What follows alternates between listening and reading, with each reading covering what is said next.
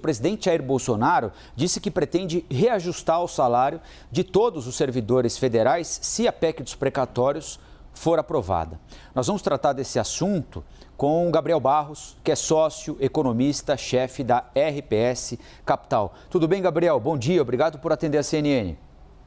Bom dia, Colombo, tudo bem? Eu agradeço mais uma vez o convite, um prazer. Gabriel, é hora de usar esse espaço fiscal que vai ser aberto pela PEC, desde que ela seja aprovada, para outras finalidades que não repassar dinheiro para quem precisa comer por meio de programas de transferência de renda, como aumentar pagamento de emenda para parlamentar, pagar auxílio para caminhoneiro abastecer o caminhão, embora o preço do combustível esteja caríssimo, como a gente destacou agora, e reajustar o salário do funcionalismo público, que merece sempre todo o nosso reconhecimento, todo o nosso apoio, mas é hora e é a forma de fazer isso? São corretos, Gabriel? Bom, não é correto, Colombo. Na minha avaliação, essa decisão não é correta, não vai na direção que o país precisa, né?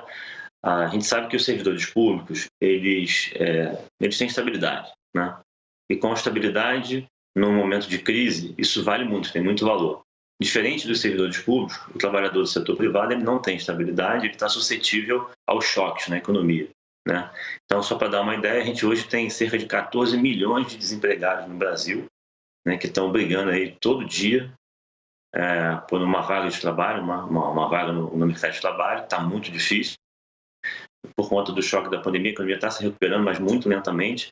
Então, não é adequado usar esse espaço fiscal aberto pela PEC, que é de mais de 110 bilhões de reais, para justamente dar reajuste salarial para servidor público que tem estabilidade, assim como também não é correto usar esse espaço fiscal para também o Congresso, digamos assim, capturar o orçamento através das emendas de relator, fundo eleitoral e uma série de outras decisões. Então, de fato, assim, definitivamente não é a melhor decisão para usar o recurso público.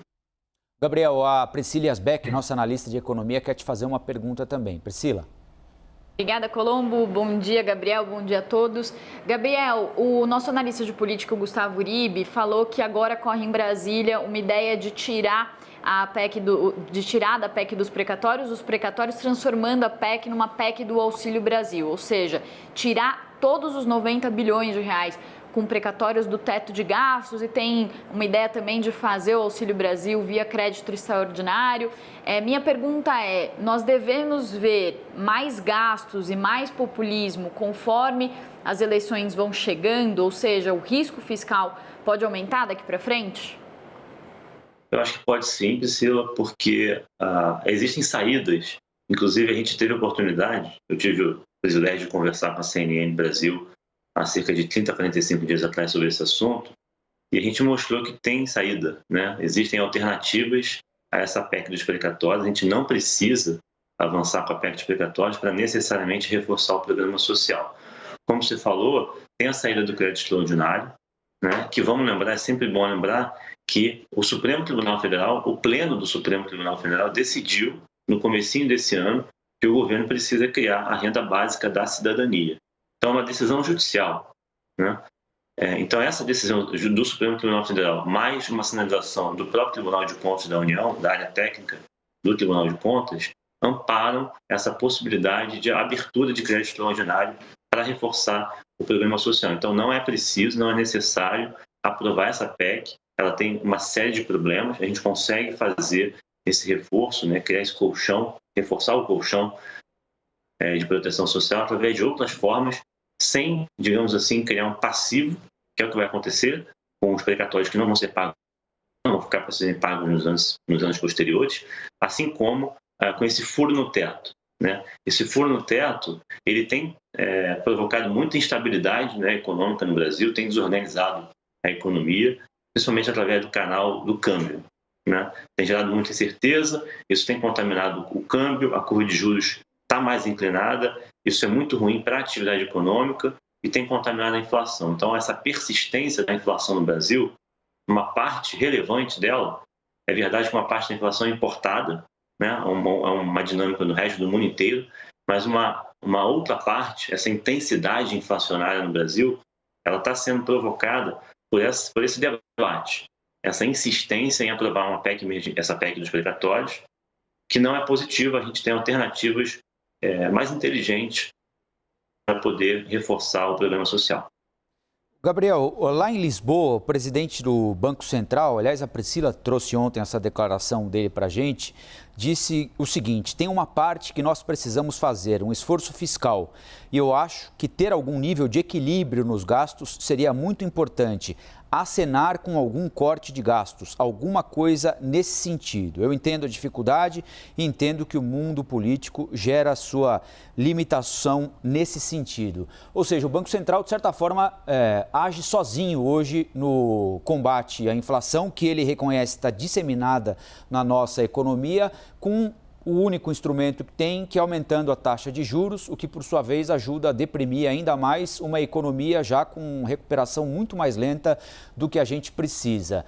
Com esses sinais trocados, ou seja, no sentido inverso daquele que propõe o presidente do Banco Central, Roberto Campos Neto, o governo fala em gastar mais, em usar a PEC para dar auxílio para os caminhoneiros, para reajustar o salário do servidor público, o Banco Central vai ficar cada vez mais sozinho na luta contra a inflação, Gabriel? Infelizmente parece que sim, Colombo, porque a gente inclusive tem esse problema no Brasil já há um certo tempo, né, onde o Banco Central, ele, digamos, pisa no freio e a política fiscal pisa no acelerador. Isso é muito ineficiente do ponto de vista de gestão de política econômica, né? Não é adequado, não é correto do ponto de vista técnico. E o Banco Central, com o fiscal descontrolado, com as contas públicas desorganizadas, o Banco Central é um mero passageiro, que a gente gosta de dizer, né?